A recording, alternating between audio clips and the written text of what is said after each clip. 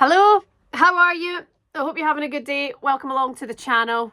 If you haven't already, please kindly, would you subscribe? Just hit that subscribe button and I'll be forever grateful. I'm on a mission to get 20,000 subscribers.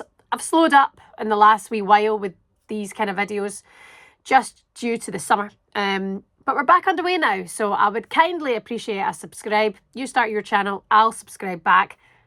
I'm a giver, not just a taker. But let's catch up with Russia's numbers because hers are flying. Hers are doing really well.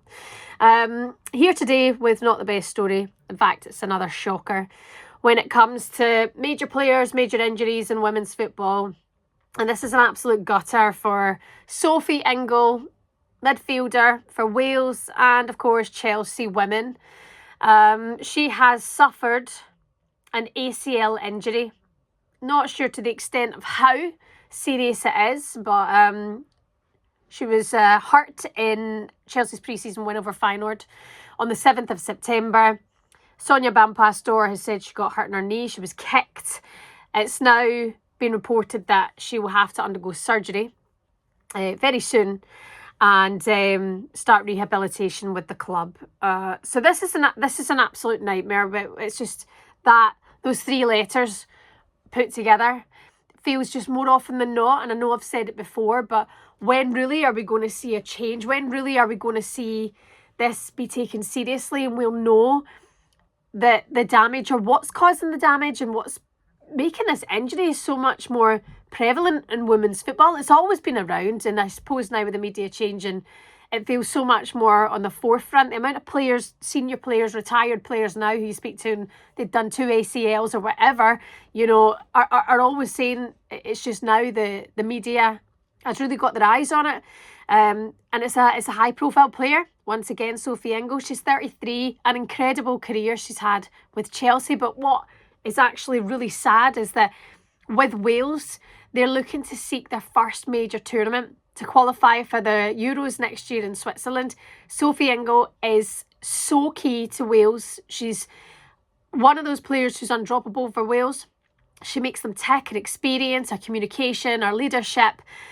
They will absolutely miss her. They will miss her, and it's a shame because there's a lot of senior players in that Wales team who'll be looking to try and qualify for the Euros for the first time, and her not being part of that journey, her not being able to play in those games due to injury, just shows how much of a nightmare this is going to be. Well, for them, but just more so what this will mean to her. You know, personally, this will be a huge hurt for Sophie Ingles. And I think just everybody is absolutely gutted for her. Gutted. So sending our love to Sophie Ingles and her recovery here. That was the game, by the way, against Feyenoord. They won 9-0. She got kicked in the beginning of the second half. She has done her knee. ACL, it's that classic old injury which seems to be causing more problems. And we've not even got the season underway in the WSL. We've lost other players to ACL injuries over the summer there. It happens lower down the leagues as well. And actually, there was that conversation. There was a report done by one of my colleagues here at TalkSport about some players, you know, in lower leagues and further down the table because they're not fully professional. Their clubs don't pay for their operations. You know, I've heard that a number of times. It's an expensive operation to cover. It happens on Football Watch and they're not helped along by it. We know that at Chelsea, she will be very much so looked after, and fingers crossed she could be making a return by the end of the season. But we all know this is a season-defining injury, and it looks like Sophie Ingles will be out. 139 caps she's made for Wales, and to miss this time, to miss this qualification, I think against Georgia, it's just a nightmare. It's a nightmare for her. Sorry, it's Slovakia actually in October. There's a double header there. If Wales get through that, it's Republic of Ireland, tense, or Georgia. So the likeliness would be, just looking at the ranked teams, looking at the players, it would be Republic of Ireland or Wales to go on and get that Euros qualification spot. So it's rubbish. It's absolutely rubbish for Sophie Ingle, and it makes me start to think now, when will we start to see the findings? When will we start to see these focus groups that we believe exist showing the results of why ACL injuries are occurring more and more. Again, like we say, they always happened. They always have been a main issue for women in football. But when will they stop? You know, in 10 years' time, the good news is because it's happened so much recently, and now because there's research going into it, and because it's happened to high-profile players like Beth Mead, Leah Williamson, Viviana Miedema, that more people seem to take notice. So now Arsenal should have enough data there and enough players there to go, what all went wrong? What was the series of events leading up to Beth Mead rupturing her ACL that night at the Emirates? What happened? What was the build-up? How does that link into X, Y, and Z? How does that link up to the other players who also done it in that season? Where did it happen? What was the pitch like? Were they on their period? Were they due on their period? Were they tired? Had they said the day before they were absolutely exhausted? Did they move a certain way? All of these angles will be broken down.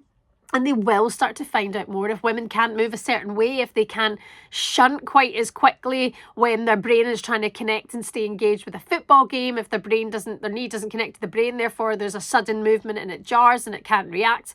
All of these studies are being done, not to mention the boots, not to mention the wide hips, all of that kind of thing. And there was actually a great book, The Female Body Bible. I've spoken about it a number of times, I'm sure here, about how women's bodies are so different, and because men's football is in such a trajectory and overtook women's football then because women were banned. When women's football started being played again, they started to play like the men, and perhaps the women's bodies cannot quite play like a man's body. That's not because they're stronger or whatever like that. It's just we have hips. You know, we have a different shape, a different size. So because they do it that way, women's footballers have done it the same way because they've been taught to do it that way, but actually maybe their bodies can't withstand it. It's a movement that their bodies can't, tolerate. And it's a weird thing because it's not like you see ACL injuries and they're all the same. You know, some players walk off. Some players are in gas and air. You know, it affects them in different ways, but the damage is done to the same area and it's still a season out. So I'm curious now as to when we're going to start seeing results of this, when we're going to start seeing a change, because the more football there's going to be, the more investment, the more tournaments, the extended Women's World Cup, it's going to happen more and more. So, I guess now I think football fans and these players more than anyone really deserve this investment, really deserve to be studied and to really be taken seriously on this subject, because it's just, you're taking every player who plays, professionally, it's just a nightmare. It's just an absolute nightmare.